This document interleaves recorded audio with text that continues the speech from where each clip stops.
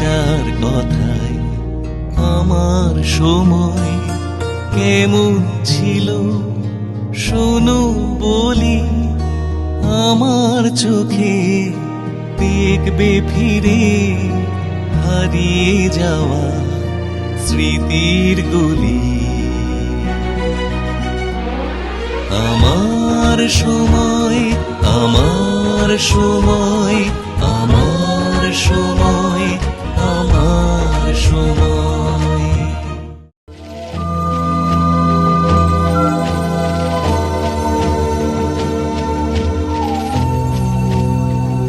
ঘটনাময় জীবনের পাতা উল্টাতে বসে তার মনে ঝলক দিয়ে যায় এক নিঝুম বিলিতি বিকেলের ছবি। সে ছবির নেপথ্যে থেকে যান স্যার আইজ্যাক নিউটন। আমি তখন এসএনবোস সেন্টারে চলে এসেছি। 1894-এ 1 জানুয়ারি সত্যেন বোসের জন্মদিন। তো 1994 তার শতবার্ষিকী হবে। সেইটা নিয়ে কি করা হবে না করা হবে, বড় কনফারেন্স হবে, বই বার করা হবে, এইটা নিয়ে তখন কাজ চলছিল। তো সেই সময় বিদেশে গিয়ে ওনার কিছু কাগজপত্র পাওয়া যায় কিনা রয়্যাল সোসাইটিতে এখানে ওখানে, তো সেইটাতে আমি তখন গিয়েছিলাম। তো সেইবারেতে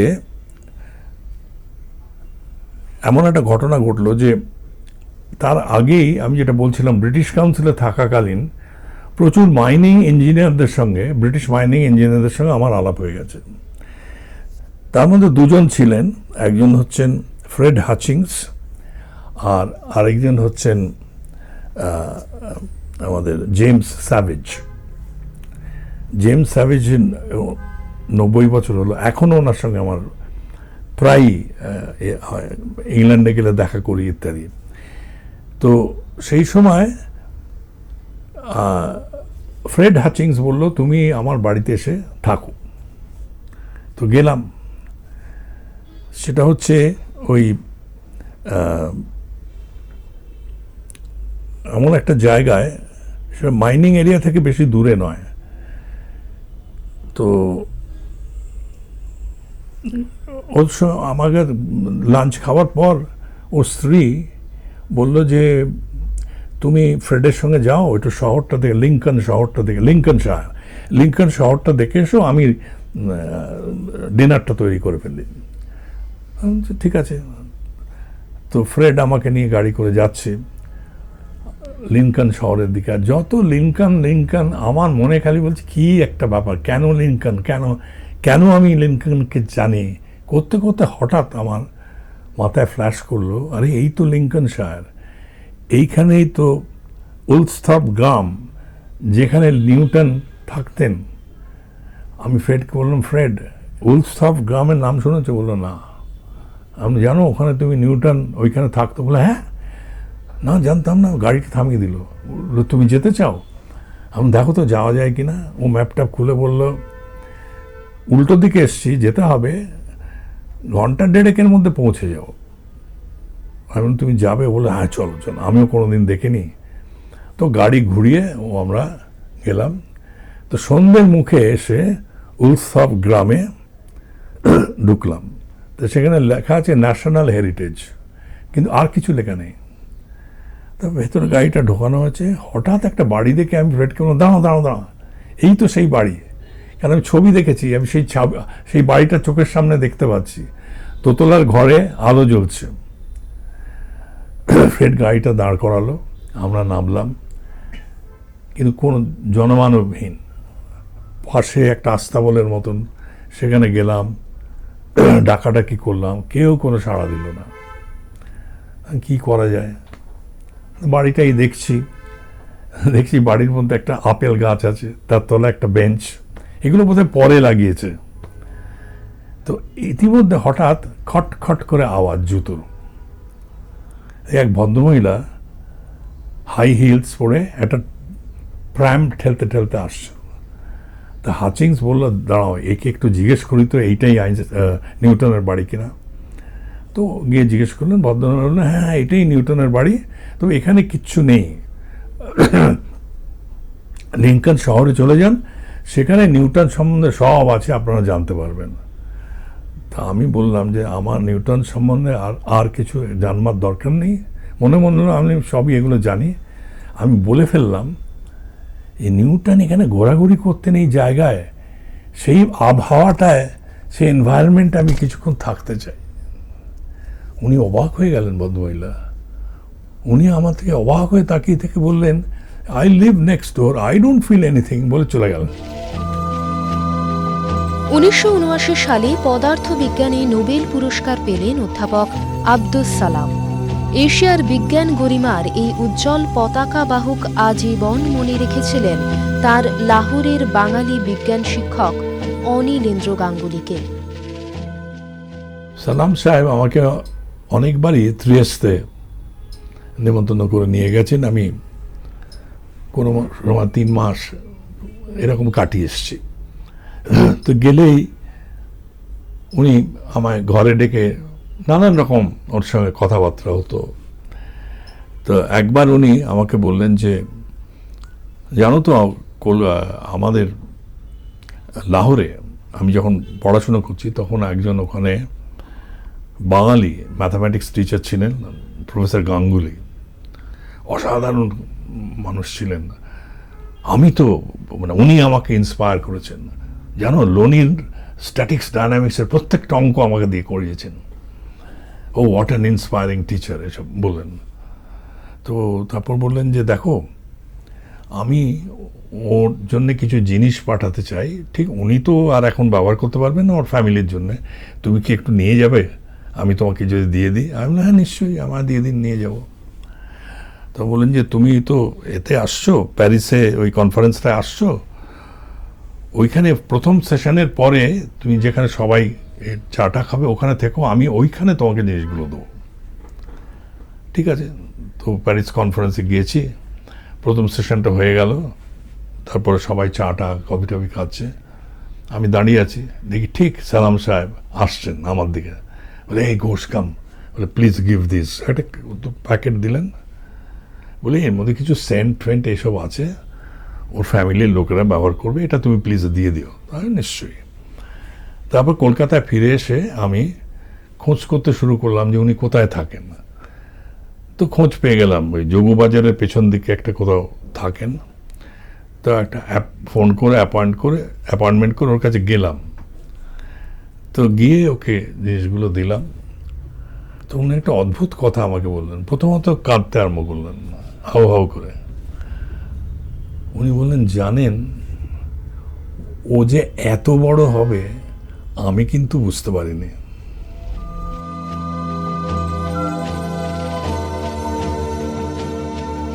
পারিবারিক সূত্রে পার্থ ঘোষ পেয়েছিলেন কবি বিষ্ণুদের সঙ্গ। তার মুখে শুনেছিলেন কবি সুধীন্দ্রনাথ দত্তের নানা গল্প। সে স্মৃতিও নানা রঙে রঙিন। বিষ্ণুদে তো 1/10 প্রিন্স গোলাম মোহাম্মদ রোডে থাকতেন, আর আমি সতীশ মুখার্জি রোডে। যেটা বলছিলাম যে প্রায় ওদের বাড়িতে যেতাম, অনেক সময় সস্ত্রীকও যেতাম, জাস্ট বিষ্ণুদাদুর সঙ্গে কথা বলার জন্যে। উনি বাইরের ঘরে বসে থাকতেন, খুব মৃদু কথা বলতেন, এরকম করে আঙুলটা এরকম করে কথা বলতেন। বললেন একবার গেছি সুধীন বাবুর বাড়িতে, তো কিছুক্ষণ করে গল্প হওয়ার পর আমি বলছি এবার আমি একটু উঠি, উনি কিছুতেই উঠতে দেবেন না। উনি আবার ইংরেজিতে কথা বলেন, না বিষ্ণু জাস্ট ওয়েট বলে। কিছুক্ষণ পরে বুঝতে পারলাম রাজেশ্বরী ফিরে এলেন। রাজেশ্বরীর সেদিন অল ইন্ডিয়া রেডিওতে গান ছিল। এখন এই কথাটা অবশ্য বিষ্ণুদে আমায় বলেননি, কিন্তু আমি পরে শুনেছি সুধীন দত্ত গান টানগুলো অত ভালো বুঝতেন না। এখন এলে তারিফ করতে পারবেন তো একমাত্র বিষ্ণুদে, সেই জন্য বিষ্ণুদেকে ধরে রেখেছেন। পরে বলেওছেন না সরি, হ্যাঁ এটা ওকে বলেছেন don't go, because I would know what to say to Rajeshwari when she comes. আগুনের পরশমণি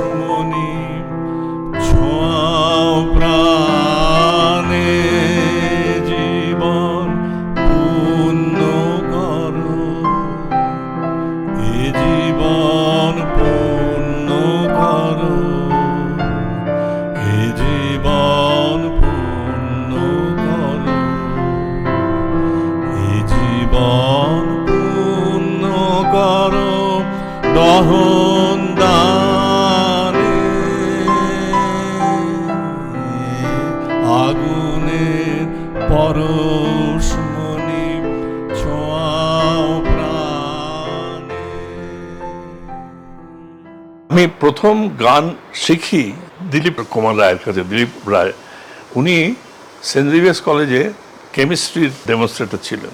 আমি সেন্ট জেভিয়ার্স স্কুলে পড়তাম তখন। কোনো একটা অনুষ্ঠানে আমাদের উনি গান শিখিয়েছিলেন।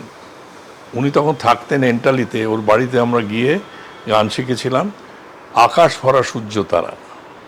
সেইটা আমি প্রথম ওই গান একজন গুরুর কাছে শিখি।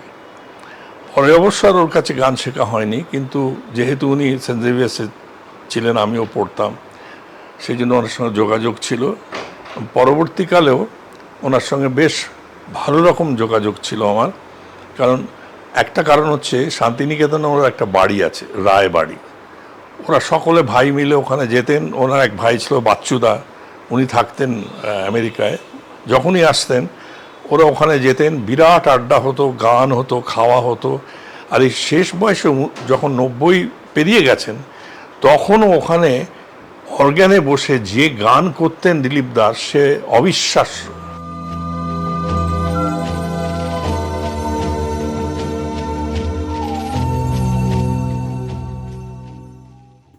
এসো এসো সেই নবসৃষ্টির কবি, নবজাগরণ যুগ প্রভাতের রবি। গান এনেছিলে নবছন্দেরও তালে, তরুণী উষার শিশির স্নানের কালে, আলো আধারে আনন্দ বিপ্লবে। আমি যখন স্কুলের আপার ক্লাসে পড়ি, সেই সময় যে ধরনের গান আমরা শুনতাম, সে বলিউডেরই হোক বা টলিউডেরই হোক, তাতে পিয়ানো অ্যাকর্ডিয়ন যন্ত্রটা খুব শোনা যেত এবং ওই যন্ত্রটার আওয়াজটা আমার খুব ভাল লাগতো। তো আমার খুব শখ হলো যে আমি পিয়ানো অ্যাকর্ডিয়ন শিখব। তো আমার জারতুতো দিদি, সে ইতিমধ্যেই বালসারাজি, ভি বালসারার কাছে পিয়ানো শিখতো। তো আমার দিদি বললো, চলো তো বালসারাজির কাছে তুমি শিখবে। না, আমাকে নিয়ে গেলেন। তো বালসারাজির সঙ্গে আমার আলাপ হলো। উনি তখন ল্যান্সডাউন রোডে, এখন একটা ওখানে রেস্টুরেন্ট না কি হয়েছে, ওখানে বিখ্যাত একটা ফিল্ম তৈরি হয়েছিল।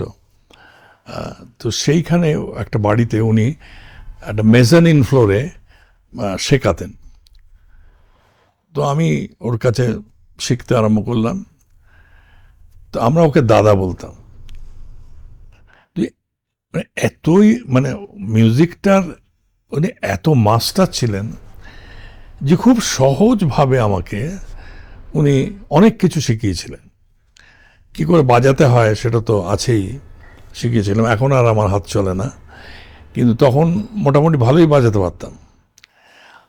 আর পিয়ানো অ্যাকর্ডিয়নে যেটা হয়, ডান হাতে কিবোর্ড থাকে আর বাঁ হাতে বেস। সে বেসে সব কর্ড বাজানো হয়। তো এই দুটোর একসঙ্গে চলতো, ভারী সুন্দর। তো সেই আমি বালসারাজির কাছে যেতে শুরু করলাম, বেশ কিছুদিন শিখেছিলাম। পরে বালসারাজির আমাকে, ওনার কাছে যারা প্রথম শিখতে আসতো তাদের আমি শেখাতাম, তারপরে বালসারাজি শেখাতেন। এতটাই আমার সঙ্গে হয়ে গিয়েছিল হৃদ্যতা। তো বালসারাজি আমাকে ওয়েস্টার্ন মিউজিকের নোটেশন,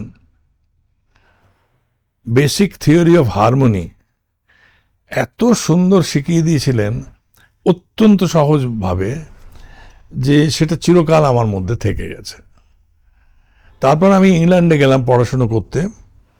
তখন ওখানে একটা অন্যরকম মিউজিক শুনতে আরম্ভ করলাম, ওয়েস্টার্ন ক্লাসিক্যাল মিউজিক, যেটা এখানে খুব একটা আমি আগে শুনিনি। আরেকটা হচ্ছে জ্যাজ। এই দুটো যেখানেই যাই সেখানে আমার কানে আসে।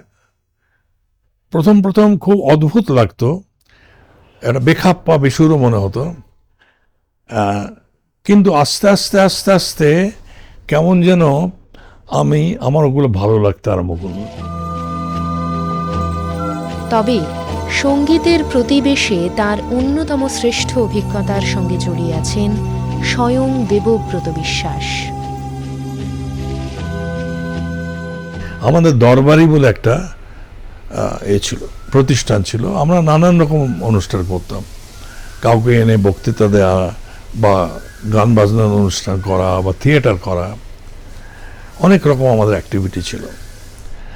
তো একবার পয়লা বৈশাখ রবীন্দ্রসঙ্গীতের অনুষ্ঠান হবে এই বালিগঞ্জ শিক্ষা সদনে। তো রবীন্দ্রসঙ্গীতের যারা টপ আর্টিস্ট সকলকেই বলা হয়েছে, সেই কণিকা বন্দ্যোপাধ্যায়, সুচিত্রা মিত্র, দ্বিজেন মুখার্জি, চিন্ময় চ্যাটার্জি থেকে শুরু করে সবাই। তো এবার সকলে বললো যে দেবব্রত বিশ্বাস না এলে তো হবে না। তা আমাকে পাঠানো হলো যে দেবব্রত বিশ্বাসের সঙ্গে গিয়ে কথা বলতে। তা আমি আর আমার এক বাল্য বন্ধু আমরা দুজনে একদিন সন্ধ্যেবেলা জজদার বাড়িতে গেলাম, ওই ট্রায়াঙ্গুলার পার্কের কাছে। উনি একটা ঘরে বসে আছেন, টিম টিম করছে আলো, একটা ওই কাপড়ের ইজি চেয়ার যেরকম হয় কাঠে দিয়ে দেয়া, তাতে বসে আছেন, গেঞ্জি পরা, লুঙ্গি, সামনে একটা হারমোনিয়াম রাখা, পাশে একটা খাট নিচু, আর গীতবিতানের একটা সেট। আমরা ঢুকে বললাম, নমস্কার, আমরা দরবাড়ি থেকে আসছি, এর পয়লা বৈশাখ একটা অনুষ্ঠান হবে রবীন্দ্রসঙ্গীতের, আপনি যদি দয়া করে এসে গান করেন। তো আমাদের দিকে তাকিয়ে বললেন, রবীন্দ্রসঙ্গীত আমি গাইব না, আধুনিক কন্ত গাইতে পারি। তখন আমরা তো বললাম, না, এটা তো আধুনিকের গানের অনুষ্ঠান নয়, রবীন্দ্র, তাহলে আপনারা আইসেন। আমরাও যাব না, উনিও ছাড়বেন না। এরকম কিছুক্ষণ পরে আমাকে বললেন, বসেন। তা আমার বন্ধু এদিকে বসলো, আমি এদিকে বসলাম। শোনেন, বলে হারমোনিয়ামটা নিয়ে গান শুরু করলেন। যদি কিছু আমারই শুধাও, কি যে তোমারে কব।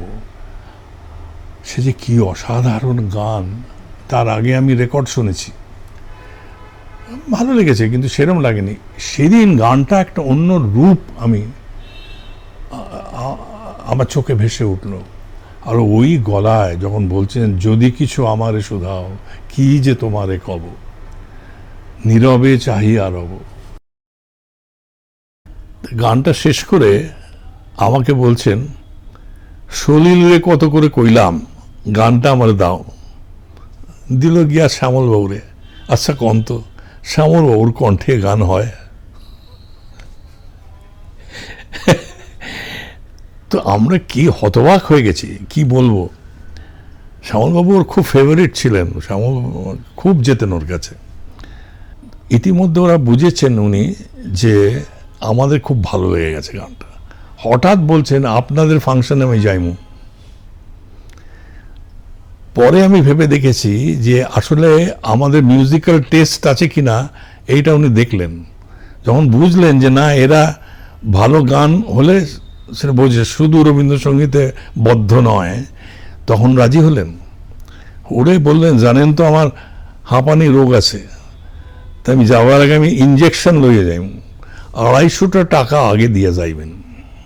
যাই হোক, ওর সঙ্গে আমার আলাপ হয়ে গেল। তারপরে আমি ওর কাছে গিয়ে একবার বলেই ফেললাম যে আপনি আমায় গান শেখাবেন।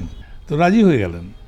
এইভাবে আমার ওর কাছে গান শেখা শুরু। খুশি থাকো, তুমি খুশি থাকো, আমার পানে চেয়ে চেয়ে খুশি থাকো।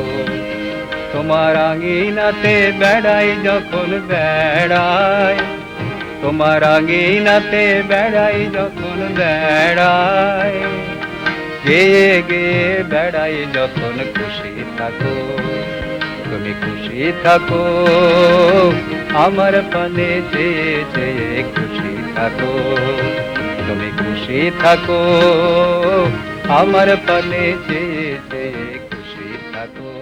সব কিছুর পেছনেই কিছু তো বিজ্ঞান আছেই। তো সঙ্গীতের পেছনে একটা বিজ্ঞান আছে। সে বিজ্ঞানটা ভালো করে জানলে আমার মনে হয় যে সঙ্গীতটা আরো ভালো করে বোঝা যায়। আচ্ছা, এই যে একটা স্কেল, সা থেকে সা, 12টা নোট আছে। একটা অদ্ভুত জিনিস দেখার আছে যে সা আর রে, এটা একটা ফুল নোট, রে গা একটা ফুল নোট, কিন্তু তার মাঝখানে একটা হাফ নোট আছে, আর রে আর গার মাঝখানে একটা হাফ নোট আছে। কিন্তু গা আর মা তার মধ্যে কিন্তু এটা কিন্তু হাফ নোট,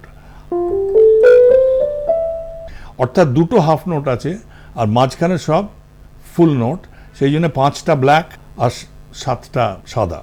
সা আর রে, এটা কোমল রে হয়ে গেল। ওয়েস্টার্ন মিউজিকে এটাকে ওরা বলে মোড। আমি যদি তাহলে এই যে এটা একটা স্কেল হলো, এটা একটা মোড, বলা হয় আয়োনিয়ান।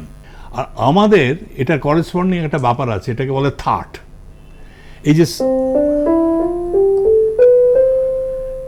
সবকটা শুদ্ধ নোট, এটাকে বলা হয় Bilawal that.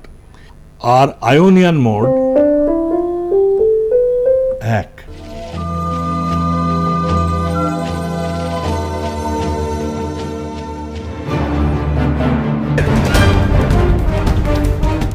You seem fascinated by his extraordinary strength. Karna was everywhere, destroying the Pandavas. To save the Pandavas, Krishna thinks of Ghatotkacha, and he appears at once out of the dark. হ্যাঁ, অভিনয়তে আমার চিরকালের একটা interest ছিল। তো আমি যখন ক্যালকাটা ক্লাবে ছিলাম, এখনও আছি, যখন বয়স আর একটু কম ছিল, সেই সময় প্রতি বছর ওখানে একটা ইংলিশ প্লে হতো আর একটা বাংলা প্লে। তো ইংলিশ প্লেটাতে আমি অনেকগুলোতে অভিনয় করেছিলাম। তখন মিসেস রীনা ঘোষ বলে একজন ছিলেন, তিনি ডিরেক্ট করতেন। তারপরে আস্তে আস্তে আমি ডিরেকশন দিতে আরম্ভ করলাম।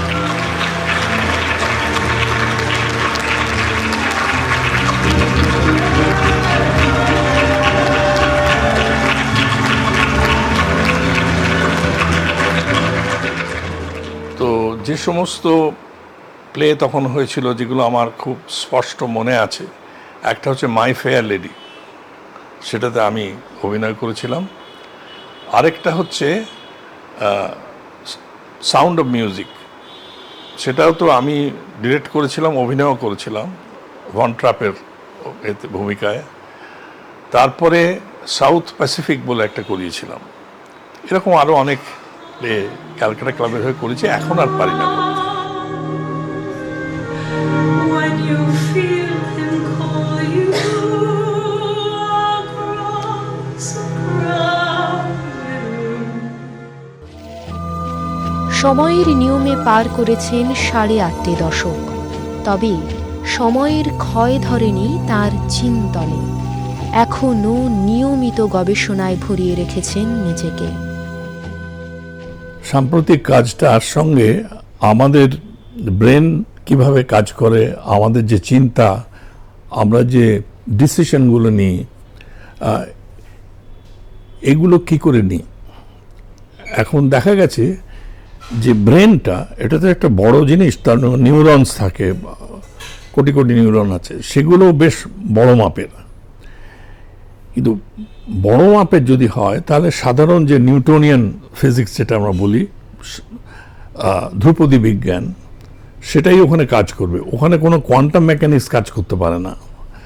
অথচ দেখা গেছে যে মাইন্ডটা যেভাবে কাজ করে, যত কুইক ডিসিশন আমরা নিতে পারি সাধারণ কম্পিউটারের থেকেও অনেক ফাস্টার।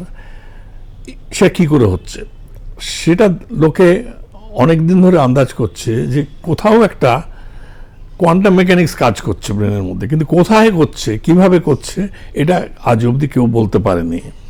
একমাত্র পেনরোজ বলেছিলেন যে নিউরনসের মধ্যে খুব সরু সরু মাইক্রোটিউবুলস আছে, সেগুলো এত ওয়েল শিল্ডেড বাইরে থেকে যে তার ভেতরে, এবং সেটা খুব ছোট, তার ভেতরে কোয়ান্টাম মেকানিক্স কাজ করতে পারে, এরকম একটা আছে। কিন্তু সেটা সবাই খুব একটা মেনে নিতে পারে না। এখন আমরা যেটা দেখিয়েছি ইদানিং, সেটা হচ্ছে যে নিউরনসগুলো মধ্যে ইলেকট্রিক্যাল পালসেস যায়, তো ইলেকট্রোকেমিক্যাল পালসেস যায়, সেগুলোকে দেখা গেছে যে খুব র্যান্ডমলি হয়, নয়েজের মতো। এখন জানা আছে ফিজিক্স থেকে যে নয়েজ মানে ব্রাউনিয়ান মোশন যদি হয়, তাহলে তার সঙ্গে অলওয়েজ একটা শ্রোডিঙ্গার ইকুয়েশন, যেটা কোয়ান্টাম মেকানিক্সের সেটা অ্যাসোসিয়েটেড থাকবে।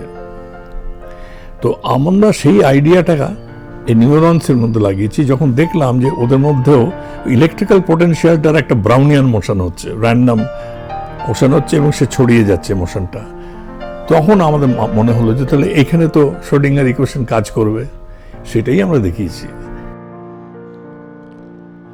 আমি চঞ্চল হে, আমি সুদূরের পিয়াসী, আমি চঞ্চল হে, আমি সুদূরের পিয়াসী, আমি চঞ্চল হে, আমি সুদূরের পিয়াসী, আমি চঞ্চল হে।